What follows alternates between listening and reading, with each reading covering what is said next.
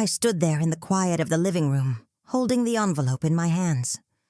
I thought it was a birthday card, or maybe an invitation from Emily. Something warm, something familiar. I hadn't expected anything else. The soft afternoon light filtered through the curtains, casting a warm glow over the room. But somehow, everything felt off. I tore the envelope open carefully, expecting a handwritten note or a cheerful message. But as I unfolded the paper, my heart stopped for a moment. The words on the page were clear, but they didn't make sense. Rental agreement. I blinked, not understanding. There must have been a mistake. I had to be reading it wrong. My own home. How could I be paying rent for a house I built with Thomas, brick by brick? I felt a wave of confusion and disbelief crash over me. I glanced at the paper again, hoping it would change, but the words were still there.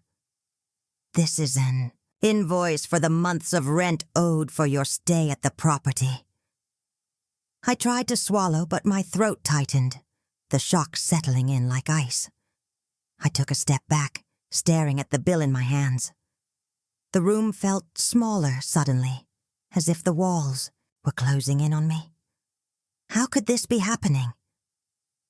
My son Jared and his wife Marlene, they were the ones who sent this. They were charging me rent for staying in my own home. My hands started to shake and I almost dropped the letter.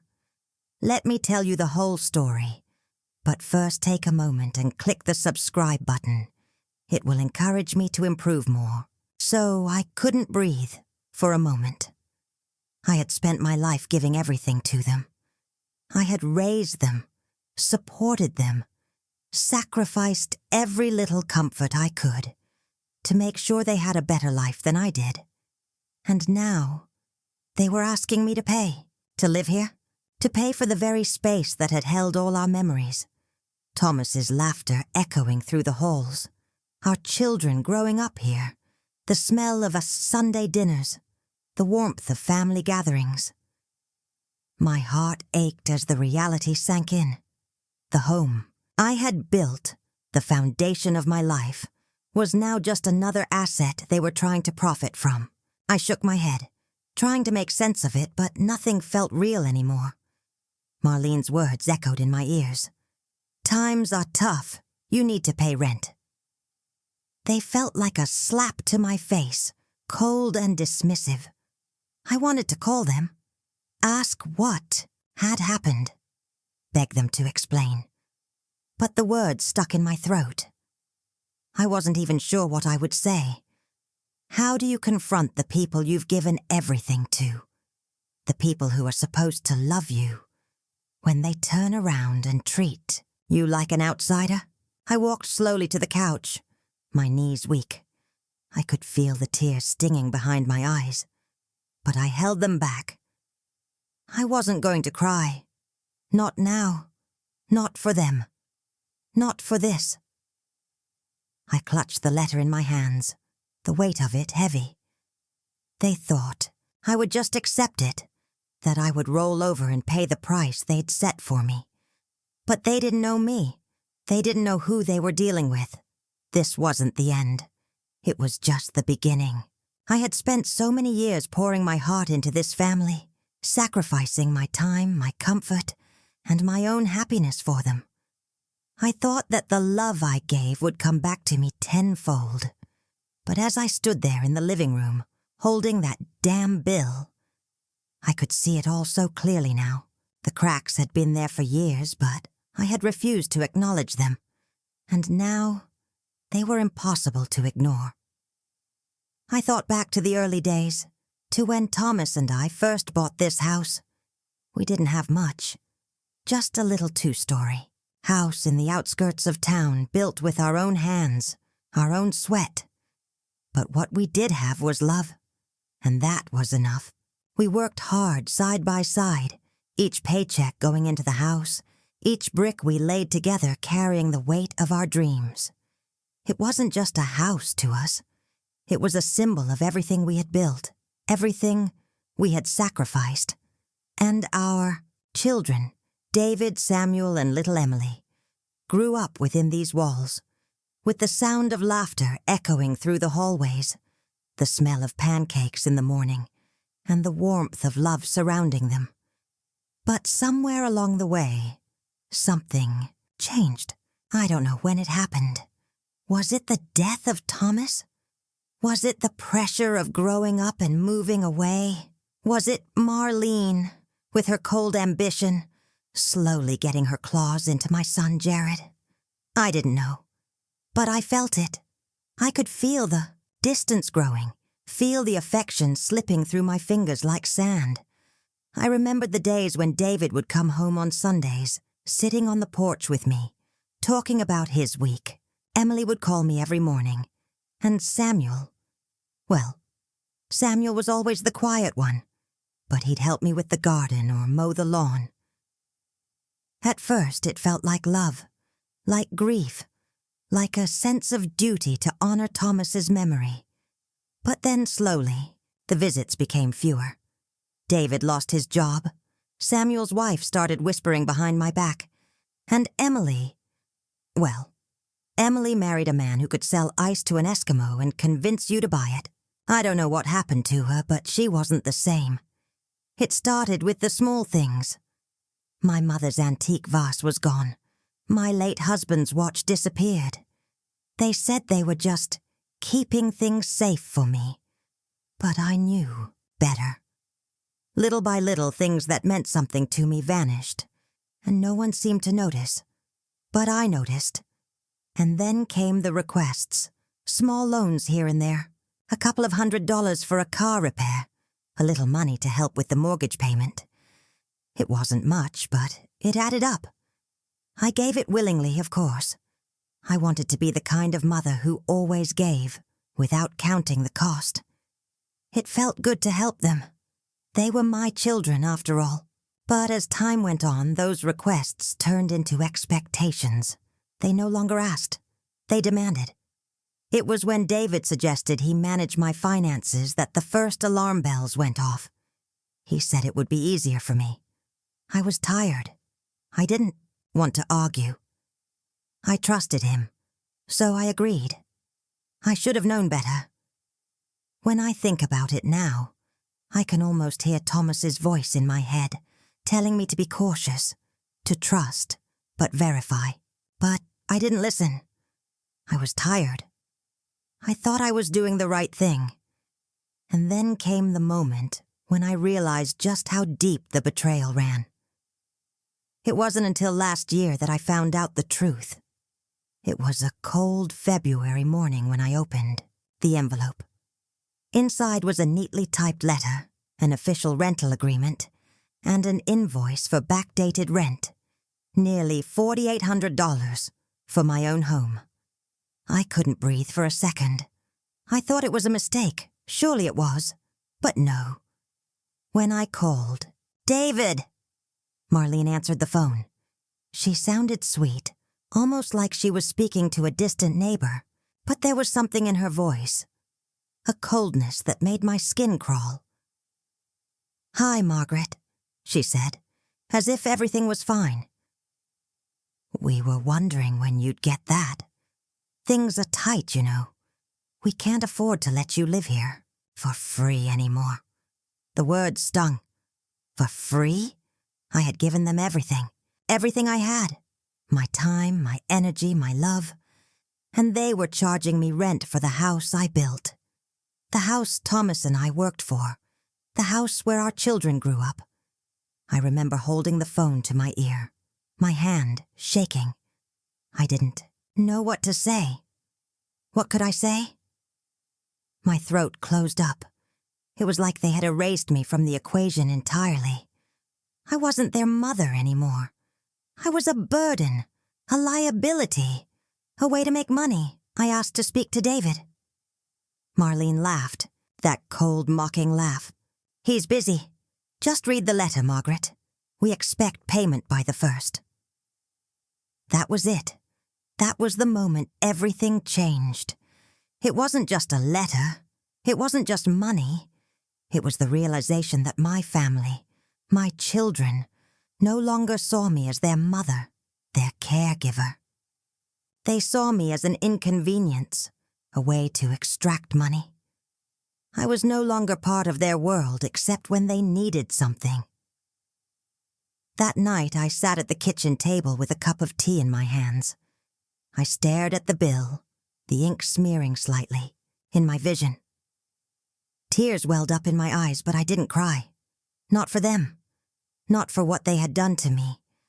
But I thought about everything I had sacrificed, how I had lived simply, never taking vacations, never buying myself nice things, just so they could have everything they needed. How many times had I given them money, quietly, without asking for anything in return? How many times had I bent over backward to make sure they were comfortable, to make sure they had a future, and now they wanted me to pay rent for the life I had built for them? But they had made one mistake. They underestimated me. I remember sitting there feeling a calmness settle over me. It wasn't anger. Not yet.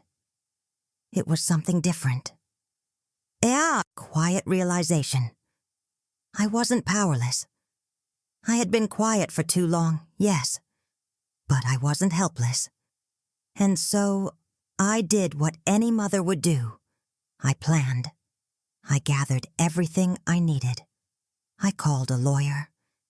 And I started to get the answers I had been too afraid to ask. But as I began to uncover the truth about the papers I had signed, about the trust Thomas and I had set up about the house, I realized something. I wasn't just being pushed around. I was being robbed, and I wasn't going to let it happen. David and Marlene thought they could control me, that they could make me feel small. But they had no idea who they were dealing with. I had spent my whole life raising them, loving them, protecting them. And now, I was going to protect myself. I began to notice it slowly at first, the little changes, things that didn't make sense, but they were just off. One day I walked into the living room to find my favorite chair, the one I'd spent countless hours sitting in, knitting, reading, and watching the world go by, had been moved. It was no longer by the window where I loved to sit and watch the birds in the yard. It was now shoved in the corner of the room, almost as though it were an afterthought, an old piece of furniture they didn't want to deal with anymore. At first, I thought it was just a temporary change. Maybe they were cleaning or rearranging. But the more I looked around, the more I saw. The pictures of Thomas and me, the photos from our wedding day, the one of him holding David as a baby, the one of us at Emily's first ballet recital. Those were all gone, replaced by photos of David and his family. And of course, Marlene, always smiling, always perfect. It was as though they were erasing us, as if the life we had built in this house, the memories we had created here, meant nothing anymore. I tried to ignore it. I told myself that it was just me being sentimental, that I was overreacting. After all, this was their home too, right? But every time I walked into the room, I couldn't shake the feeling that I wasn't welcome anymore. It wasn't just the furniture or the photos. It was everything. The house didn't feel like mine anymore. It felt foreign. The warmth that had once filled these walls, the comfort I had always found here, was slowly being drained away. I spent more and more time in my room, away from the chaos that was slowly taking over my life. But even there, it was impossible to ignore the changes. The door to my room, once left open, now seemed to be closing more often. It wasn't even the physical space. It was the emotional distance that I felt. The more I tried to hold on, the more they pushed me away. I could feel the shift in the air, the subtle way they began to treat me. It wasn't overt, no loud arguments or shouting. It was something quieter, something more insidious. A dismissal here, a cold glance there, a question I asked that was ignored or answered with a forced smile. It was as if I no longer existed in their world. I was an inconvenience, a relic of the past that they didn't quite know how to dispose of. Then came the family events. At first, it was small things. They'd invite me to dinner but leave me for last. The last plate of food, the last seat at the table, as though it were an afterthought. I thought maybe they were just busy, that they didn't mean to make me feel like an outsider. But as time went on, I realized that wasn't the case at all. They were doing it on purpose. It hit me hard one afternoon when they decided to have a barbecue in the backyard. I had been looking forward to it, a chance to be with my family, to spend time together like we used to. I could hear the laughter and the sounds of the grill from the kitchen, the sizzle of meat, the clinking of glasses. But when I went to the door, I noticed that no one had called me. I stood there for a moment, wondering if maybe they just hadn't noticed me. But when I stepped outside, I was met with a sight that left me frozen in place. The backyard was full of people, friends of David and Marlene, and even some distant relatives I didn't recognize. They were laughing, eating, enjoying the warm summer evening, while I stood in the doorway, unnoticed. No one greeted me. No one asked me to sit down. No one offered me a plate. It was as though I wasn't even there. I stood there for a moment, feeling like a ghost in my own home. Marlene spotted me standing there, and for a brief second her smile faltered. But then she quickly recovered, turning away as if she hadn't seen me at all. I stood there for a moment longer, my heart sinking into my chest.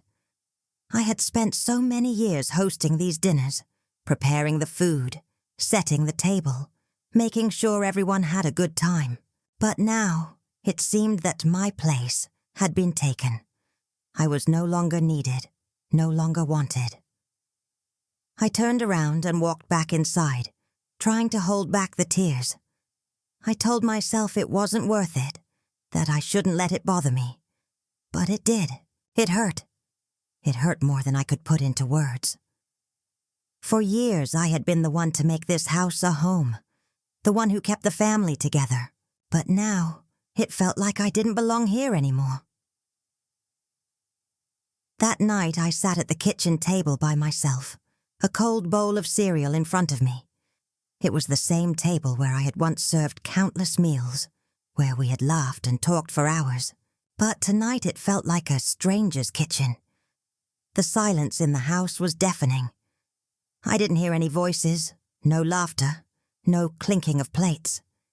It was just me, sitting there, feeling the weight of the years of sacrifice and love that had been forgotten. The next day, things didn't get any better. The distance between us grew wider. David barely looked at me when I spoke, and Marlene was always too busy to even acknowledge my presence. Even Emily, my sweet girl, was pulling away. She used to call me every day, used to come over and spend time with me. But now, her calls were fewer and farther between. When I asked her to visit, she'd make excuses. "I'm busy, Mom. Maybe next week." But I knew what was happening. She was being influenced by Marlene just like the rest of them. The worst part was the feeling of being completely invisible. It wasn't that they hated me. No, they didn't even need to. They were doing something worse.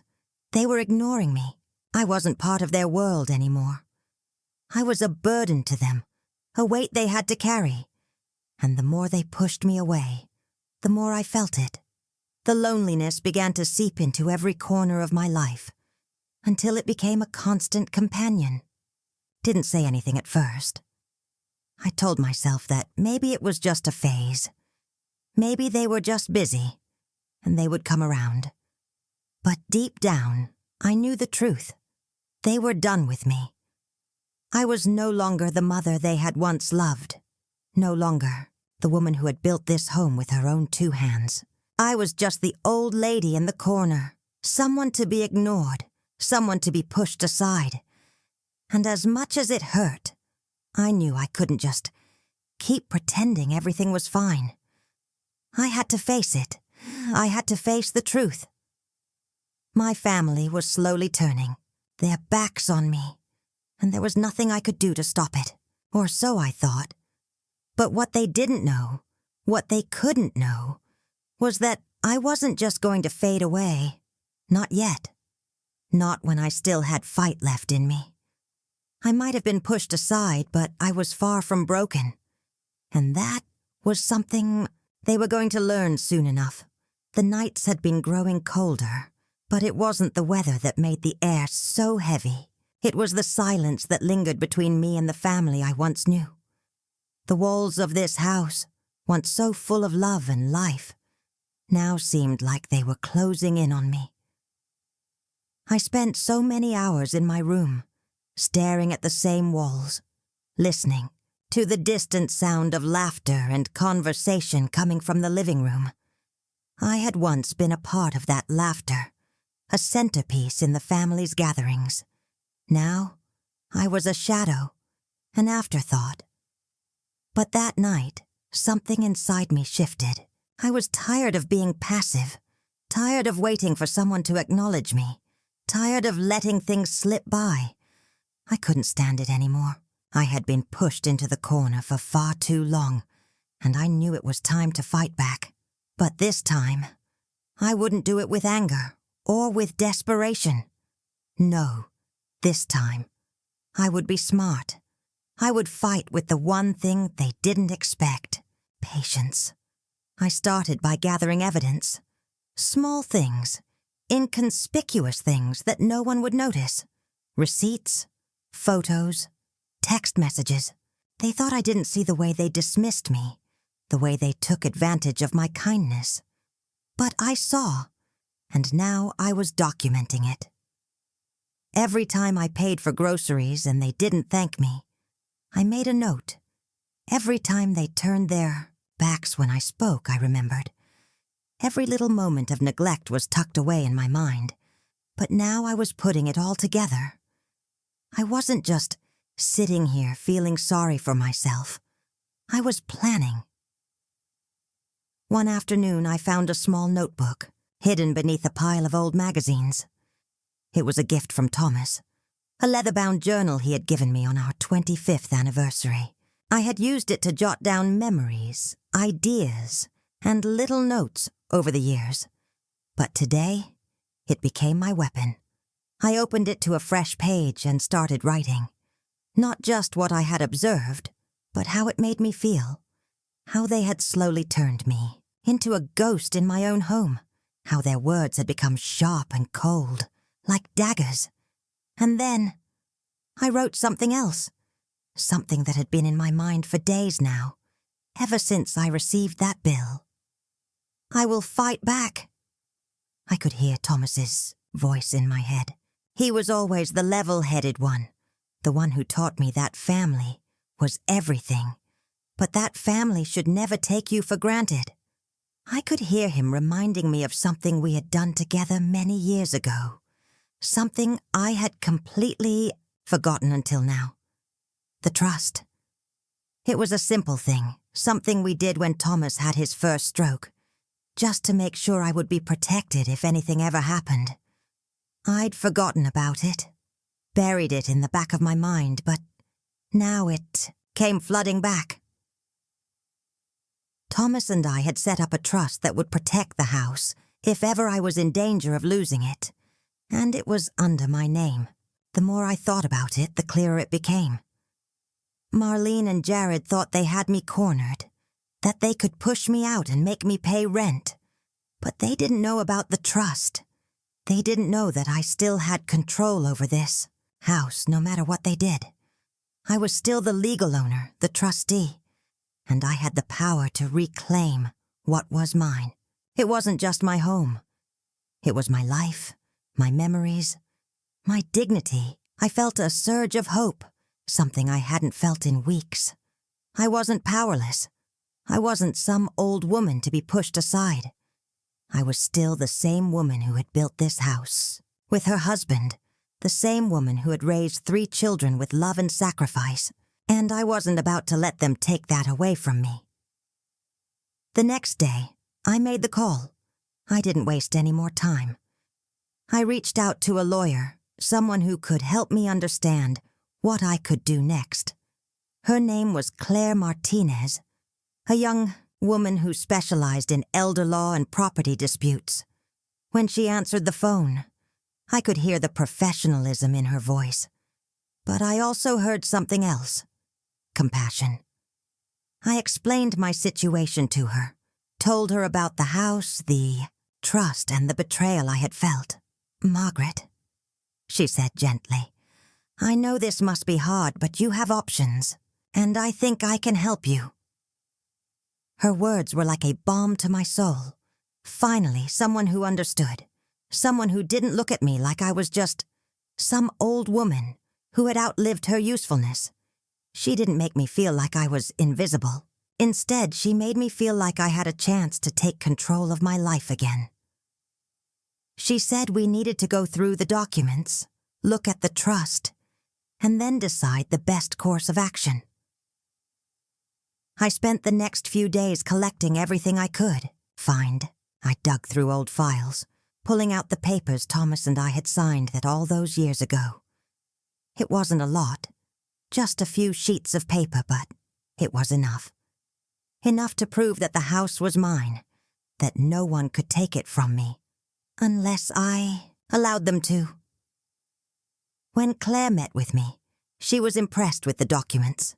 She reviewed them carefully, running her fingers over the fine print, her eyes scanning the legal jargon that had once been so foreign to me. "Margaret, this trust is solid," she said, a smile creeping across her face.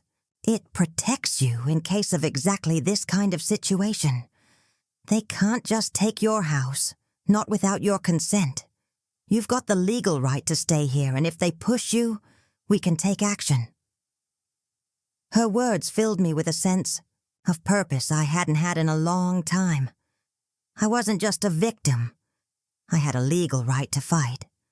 I had a right to my home, to my life, and I wasn't going to let anyone take that from me. I started to feel something I hadn't felt in months. Confidence. The confidence that comes when you know you've made the right decision. The confidence that comes when you know you're standing on solid ground, not because of anyone's pity, but because of your own strength. Claire started to prepare the legal documents we needed. A petition to reclaim the property, a cease and desist order to stop Marlene and Jared from making further demands. She even drafted a letter to send to them, telling them that I was aware of their actions and that I would no longer tolerate being treated like a burden. I could feel the power in those words as I read them. This wasn't about revenge. It was about respect. I wasn't asking for anything I didn't deserve. I just wanted to live the rest of my days in peace, in the home I had built with love. As Claire worked on the documents, I sat quietly, reflecting on how far I had come. A few weeks ago, I had felt small, invisible, and helpless. But now, I felt like myself again. I was the woman who had raised 3 children on her own, the woman who had built this home with her own hands, the woman who had loved her family unconditionally. And now, I was ready to stand up for myself. I wasn't just going to sit back and let them take what was mine. I was going to fight for my home, my dignity, and my peace. I wasn't a burden. I was the backbone of this family, and it was time they remembered that. The backyard was filled with the typical sounds of a summer afternoon. A sizzling grill, the laughter of distant cousins, the clink of glasses. It was a typical family gathering, or at least it was supposed to be. The smell of hamburgers and hot dogs wafted through the air, but it wasn't the warmth of the food that filled me. No, it was something colder, something that I had been carrying in my chest for weeks now. The moment had arrived. I couldn't hide it any longer. I had kept quiet for so long, but now, standing at the door, watching them laugh and talk as though I weren't even here, I knew I couldn't wait any longer. I had the envelope in my hand, the one that contained the legal notice I had been preparing with Claire for days. My fingers gripped it tightly, the edge digging into my palm as I stepped outside. The sunlight felt harsh on my skin, and the sounds of the gathering grew louder, more intrusive. I didn't belong here. I hadn't belonged for weeks, months even. But today was different. Today I would take back what was mine. I stepped out onto the porch, the voices of the partygoers growing louder as I walked down the steps toward the backyard.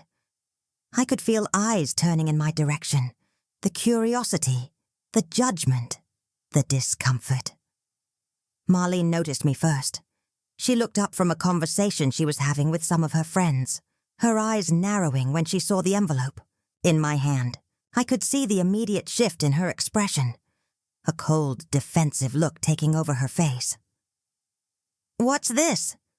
she asked, crossing her arms over her chest, her voice sharp, as though she already knew what was coming.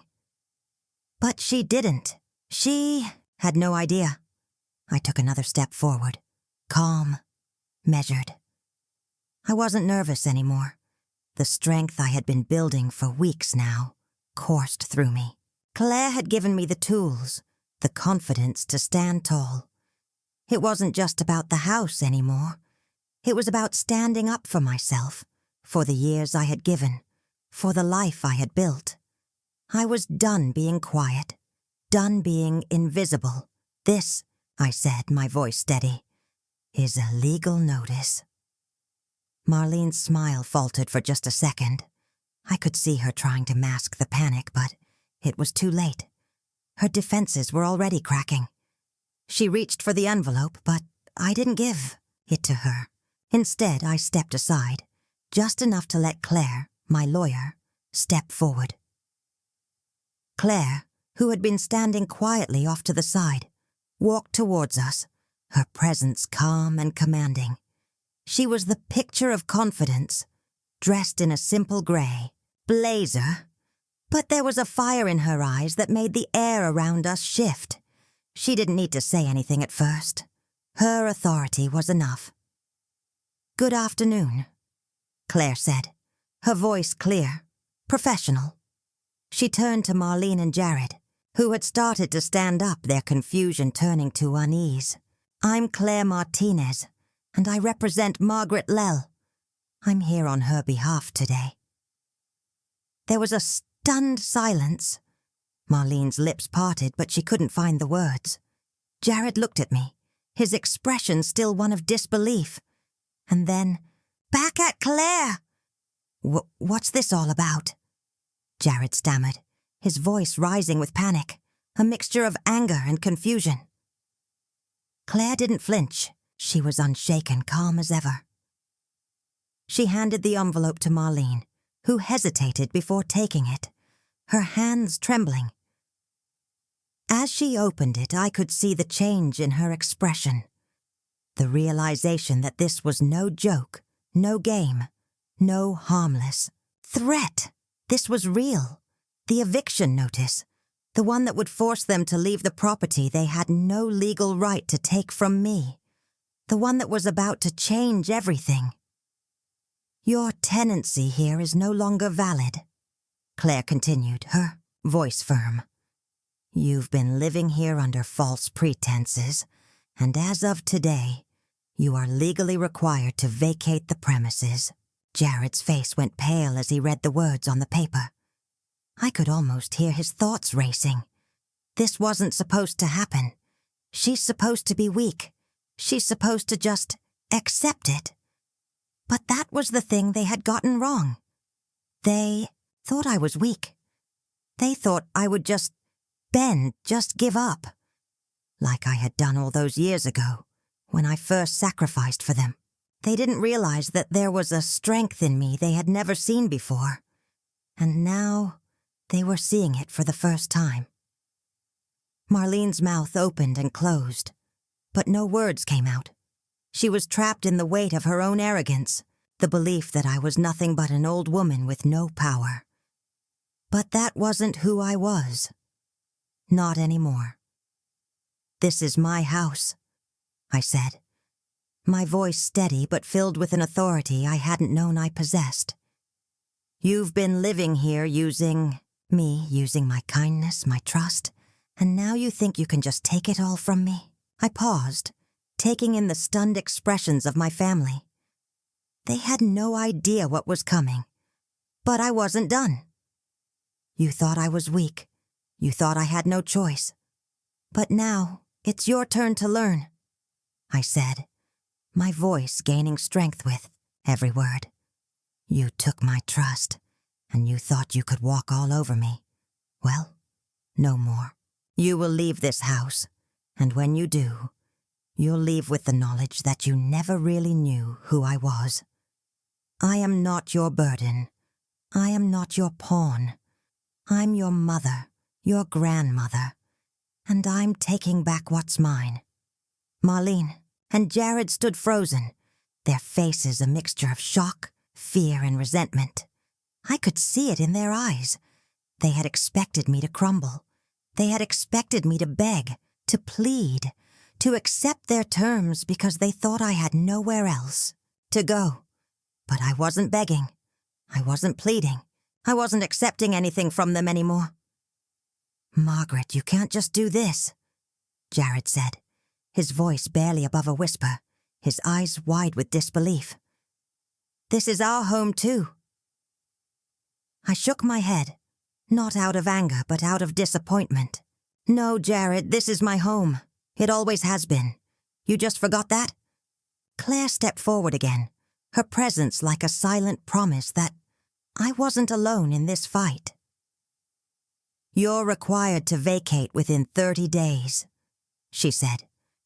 "Failure to comply will result in legal action. You will not be permitted to return, and any further attempts to claim the property will be met with forceful measures. The evidence we've gathered of financial abuse and emotional manipulation is enough to protect Margaret's rights, should we need to proceed." Marlene and Jared stood there, speechless, their faces a blend of shock and frustration. There was nothing they could say to defend themselves now. They had lost, and they knew it. The backyard, once full of the cheerful sounds of the gathering, now fell silent. I could see people in the distance, watching us, some uncomfortable, others just stunned by what was unfolding before their eyes. I didn't care. This wasn't about them. This was about me, about reclaiming my life, my dignity, and my peace. Jared turned to Marlene, his voice shaking. "This isn't over. We'll fight this." I smiled, but it wasn't a smile of glee. It was a smile of finality. "No, Jared," I said softly. "I've already won." With that, I turned away, my heart lighter than it had been in months. For the first time in a long time, I felt like I could breathe again. I had stood up for myself. I had taken back what was mine. And nothing, no one, could ever take that from me again. The fallout was swift and undeniable. In the days that followed, the confrontation, the ripple effect, spread far beyond our backyard. It started innocently enough. A few curious onlookers snapping photos with their phones, some whispering to one another as they watched from a distance. But it didn't stay small for long. Soon someone posted a video of the moment the eviction notice was served to Marlene and Jared, and within hours, it had gone viral. The video spread like wildfire, hitting social media platforms with a force that neither Marlene nor Jared had anticipated. They were no longer just my family. They were the story everyone was talking about. I watched the reactions roll in, both from strangers and people we'd known for years. The comments were ruthless. "This woman's got more strength in her, Pinky, than some people have in their whole bodies. The queen of family drama. Take notes, folks. People admired my resolve, my refusal to back down, the justice of it all. It was satisfying. For so long, I had been invisible, dismissed, and now I was a symbol of strength. And in that strength, I found peace. Marlene, on the other hand, was sinking. I saw her social standing erode like a sandcastle in the tide. Friends who had once praised her for her impeccable taste and charming personality began distancing themselves. The invitations stopped coming. The compliments turned into awkward silences when she walked into rooms. I had no sympathy for her. She had built her life on manipulation, on using her charm to get whatever she wanted. But now it was all unraveling before her eyes. People weren't blind anymore. They saw her for what she truly was. Jared, too, felt the weight of it. He tried to salvage his dignity, calling me days after the incident, his voice hoarse, asking me to reconsider, to let things go. He even tried to deflect responsibility, blaming Marlene for influencing his decisions. Mom, you know I didn't want this to happen. I was just doing what she said. I didn't know it would go this far. His words were empty, a feeble attempt at justification. I didn't flinch. I had given him every opportunity to do the right thing. And now he was trying to shift the blame onto her. The years of silence, of sacrifices I had made, they had led me to this moment, and I wasn't going to backpedal. It's too late for that now, Jared, I said, my voice firm. You chose your path. I'm done being your safety net. The truth hit him harder than I thought it would. The silence on the other end of the phone told me everything. He wasn't angry with me. He was angry at himself for letting things get this far. As the days passed, I reflected on how far I had come. Once I would have accepted the role of the quiet mother, the one who gave and gave until she had nothing left. But I wasn't that woman anymore. I stood tall now, not just for myself, but for every person who had been pushed aside, treated as invisible, used. My strength wasn't in my silence. It was in my voice, my refusal to let anyone make me feel small.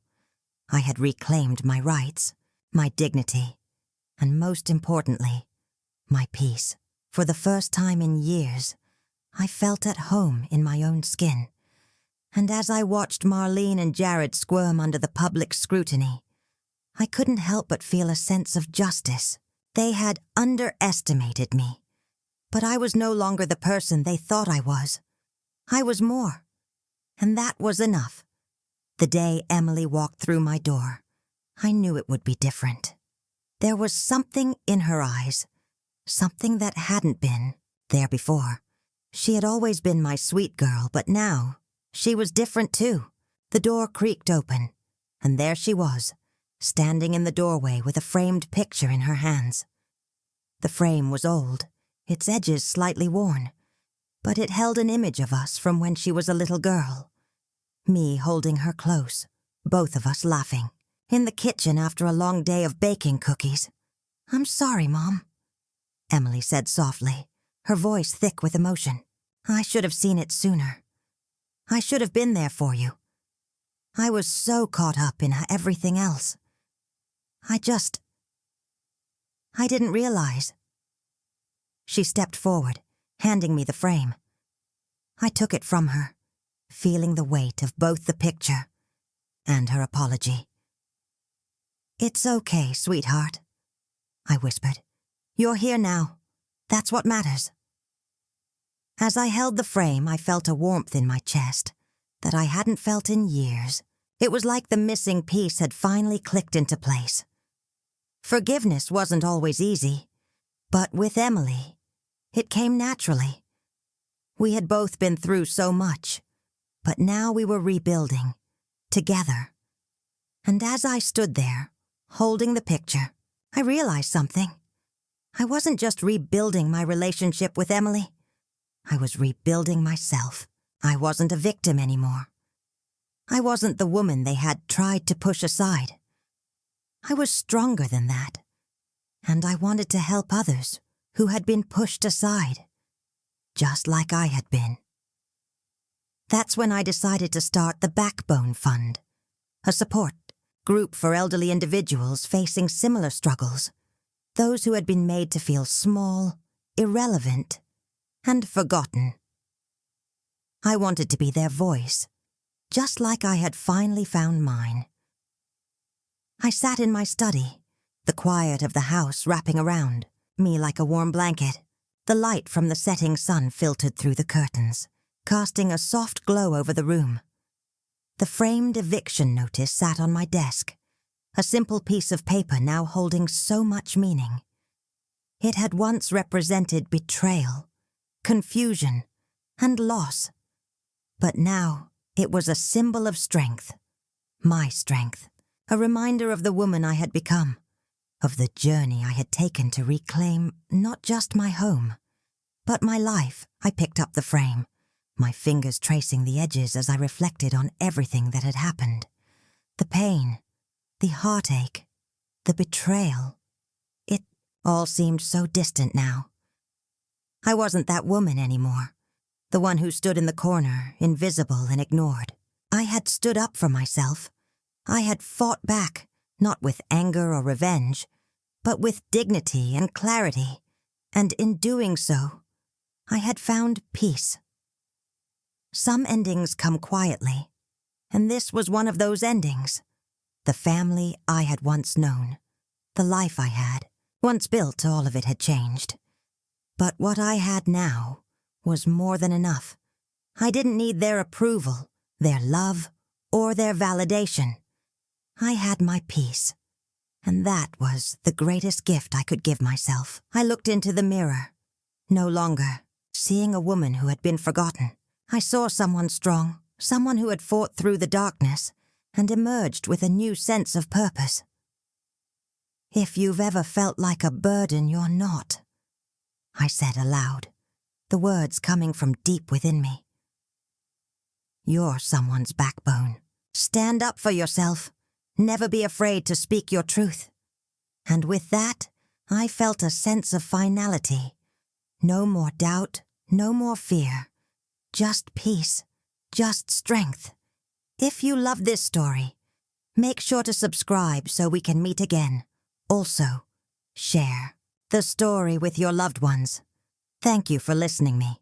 It means a lot.